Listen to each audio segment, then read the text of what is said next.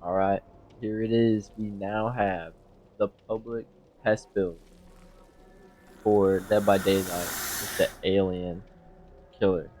Let's take a look at what the killer's got for us. So it's called Xenomorph. So let's go through the power first.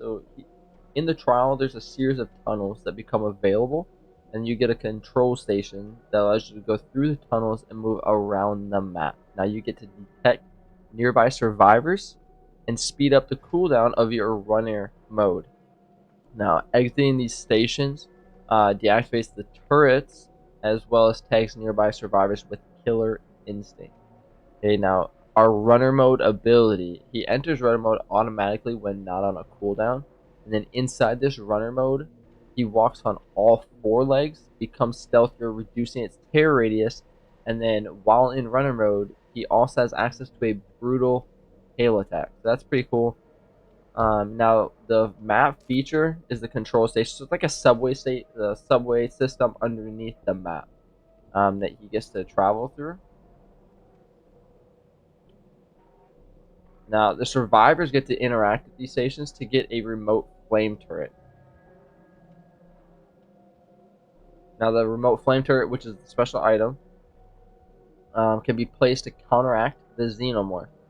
The Xenomorph enters the radius and line of sight. The turret attacks, staggering the Xenomorph, and can cause runner mode to end. If it successfully knocks the Xenomorph out of runner mode or fires too long, it overheats and must be repaired. Now, you can also attack the turrets to destroy them, and carrying a turret makes you immune to detection while the killer is in the tunnel. So that's pretty cool. I like that idea that you get the flame turret and you can actually hide from his ability inside the tunnels while you have one. So that'd be nice to see what people do with that. Now let's go through the perks here. Rapid Brutality. You can no longer gain Bloodlust. Now, hitting a survivor with a basic attack gives you a 5% haste for 10 seconds. That's that's insane. There's no cooldown, so you can just stack it. But so does it actually stack, or is it just kind of replenish? So because if I can hit somebody, and then I can hit another person, and I get to stack that, so it's a 10% for that little bit. I'm assuming it'll just refill to that 10 seconds. So it just kind of replenish that 10. But that's crazy. 5% boost. That's actually pretty crazy. Alien Instinct activates when you hook a survivor. You get to see the aura of the farthest injured survivor for 5 seconds, and that survivor is oblivious for 20 seconds. So that would work really well with his ability. You get to see the farthest survivor that's injured, so then you can just go to the control stations, go underneath the map, get closer to them, and then hit them. And then Ultimate Weapon. When you open a locker, this perk activates for 30 seconds. Survivors entering your tear radius scream, reveal their position, and gain blindness for 30 seconds. So it's kind of like Hex Face the Darkness, but you also gain the blindness effect. And then it goes into cooldown for 30 seconds. So that's actually pretty cool. Um,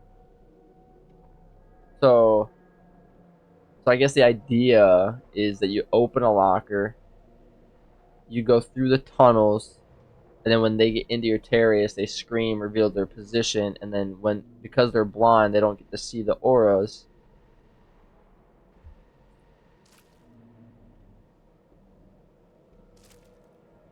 Yeah. So so if you hook somebody, you get to see their aura, and they become oblivious. You open a locker, you go through the tunnels, you get to them. I mean, you pretty much have them in a lock and key.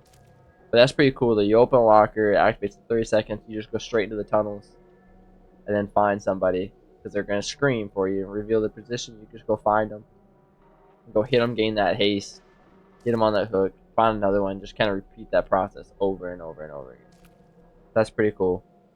It'd be really nice to see what happens when people start diving into like how to use them and everything like that later on today. as well as the next few days in this PTB here. All the different kinds of builds and stuff. Let's see if we have anything here for him to talk about.